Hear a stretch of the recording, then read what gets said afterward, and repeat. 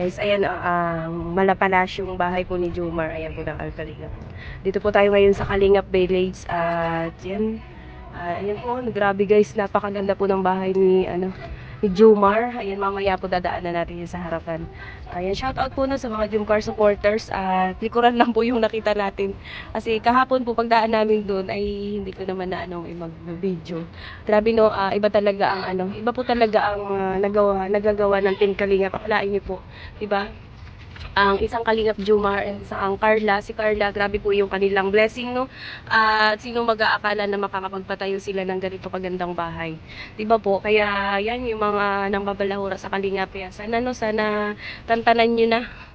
Ayan, oh, 'di ba? Oh, halos lahat po dito sa village na ito, halos karamihan po dito mga Kalinga partners. Yeah, Nelson TV official. Ayan, bahay po ni Nelson yan. Isa din pong Kalinga partners. Ayan, ang isang ito ay kay Gabisera. Isa rin po siyang Kalingap. And kumbaga talagang kumbaga, hindi lang po yung mga beneficiary ang natutulungan, maging po yung mga vlogger is talagang nabigyan ng pagkakataon na mabago ang kanilang mga buhay po, ano. Kaya yan, nandito tayo ngayon at Kung may tanong kung ilang na yan, sa pagkakaalam mo, ilang milyon na ba siya Kalinga po sir? 1 million. 4 million na. Wala pa yung, hindi pa tapos yun, hindi pa finish, wala pang mga gamit. So, pagpalagay na natin na aabot ng 5, grabe, kaya talagang napabilib po talaga ni Jomar, si Kuya Val, si Kalinga Prab. Sabi nga ni Kalinga Prab, nahigitan mo na yung bahay ko. Grabe. Kasi sobrang ganda po nung design ng bahay ni Jomar at talagang napaka-elegante po. Lalo na po mamaya tingnan natin yung labas po ng bahay niya. Napakaganda po. Ayan. Ayan, shoutout po sa mga Jomcar supporters. Tayo po ay napadaan. Ngayon lang po tayo dito nakapunta ulit. And dumadaan naman po ako dito. Nakakapunta po ako dito dati pero hindi po tayo nag-video dyan. And dito po tayo. Tingnan natin yan. Ito po ay kay Kuya Joey the Great. Ayan. Ito naman po yung bahay ni Kuya Joey dito. Dami pong bunga ng talong dito guys. So ayan o. Ayan. Ayan, napakaganda po dito. Kay Kuya Joey naman po itong harapan. Ayan, mahilig siya magtanim ng mga halaman. Saan ka? Tara po, tingnan din natin dito yung mga ayan. Pagka talagang mga ng mga successful na yung mga Kalinga partners, yung mga charity vloggers ng Kalinga po, hindi lang po, maliban lang po sa akin. Ito naman po bahay ni Mr. J, ayan. Ito po bahay po yan ni Mr. J. At sa kabila po niya, nandun po ang bahay ni Kuya Red Rubino. Ayan, nandyan. Ganda po ng bahay ni Mr. J. Ayan, simpleng bahay. Mga Kalingap, no? At dito po tayo kay Ate Maria. Ay, yan po, daming tanong. Dami po ang tanong ni ni Amba. Ayan, shoutout kay Kuya Joey. Maano ang kamay niya magtanim, malamig. Ayan, dito tayo mga Kalingap, no? At meron pong, mamaya, mayroon pong meeting daw mamaya, kaya pumunta po kami dito. Dito po si Saka ng JPL. Kuya Red, kasi 4 years na po kami magkakilala ni Kuya Red. First time ko po siya nakita ay July 27, 2022. So, ngayon, sakto na dito tayo sa Dait. May panlagay tayo. 2026 na. Yan. Tayo naman tayo sa Ito ay, hindi daw to sa vlogger. Hindi, iba daw may-ari. Yun naman ay kay Mamberto Suman. Tapos yun naman po yung kay Kuya Red Nobino. Ayan. Yan. Yan po yung kay Kuya Red. Yan, may sasakyan. Ang ganda rin po ng bahay niya. Oh, yan, may sasakyan sa harap.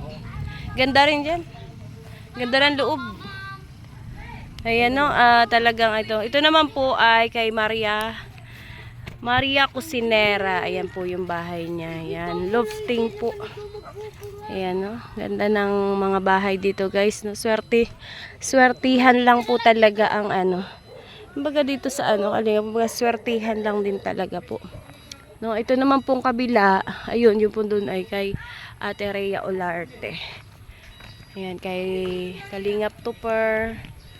No, Kalingap Tupper, yun, yung isa. Ito naman kay Lor at kay Ate Rhea.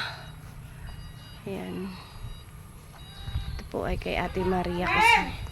Pakapi po.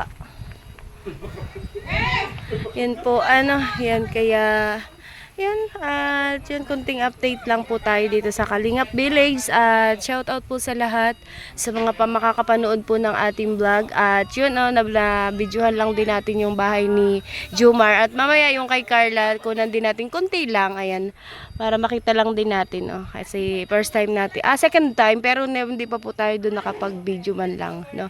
Ngayon lang, kaya shoutout po sa lahat, no. Ayan, at talagang, yun, gusto ko lang pong i-congratulate si Carla and Jomar sa kanilang talagang success, no? Talagang napaka-success na po nila at congratulations po sa kanilang patuloy na pagmamahal. Ayan, salamat sa kanilang pagmamahal sa Kalingap.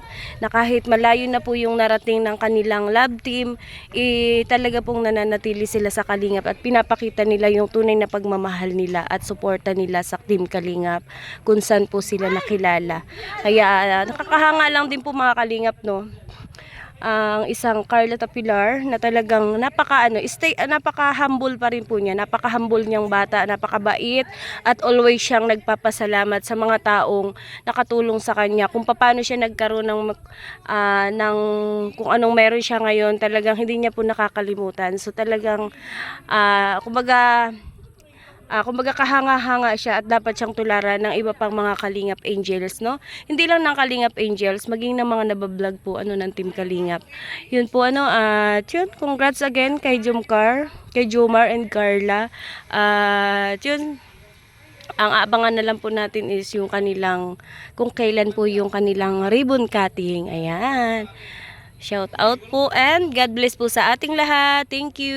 Thank you kay Kuya Bal, Ate Ena, and Kalingap Rap at sa mga Kalingap partners. Thank you. Babush. Ayun po si Ate Rhea. Oh. Grocery ka? Ayan, may meeting po ngayon dito sa hiding place.